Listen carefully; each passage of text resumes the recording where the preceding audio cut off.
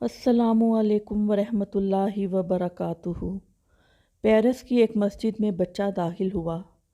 इमाम मस्जिद से कहा, मेरी माँ कहती है कि मुझे अपने स्कूल में दाखिल करो। इमाम साहब ने पूछा, बेटा आपकी माँ किधर हैं? बच्चे ने कहा, मेरी माँ बाहर खड़ी है। इमाम साहब ने बाहर आकर देखा कि इनकी वालदा फ्रंट थीं। पूछने पर पता चला कि वह मुसलमान भी नहीं थी।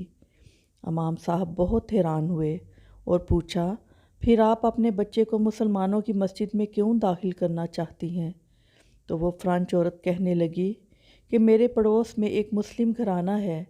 इनके बच्चे जब मस्जिद में पढ़ कर आते हैं तो अपनी माँ की बहुत ज़्यादा इज़्ज़त करते हैं, इसके हाथ चूमते हैं और इनके सामने ऐसे अदब से चलते हैं जैसे किसी मलका के सामने फ़ौजी अदब से चलते हैं।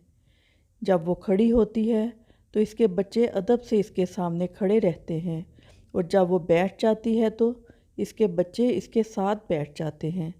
मेरी भी यही ख्वाहिश है कि मेरा बेटा भी मेरी इसी तरह अदब करे और मैं इसके लिए मलका जैसी बनूं।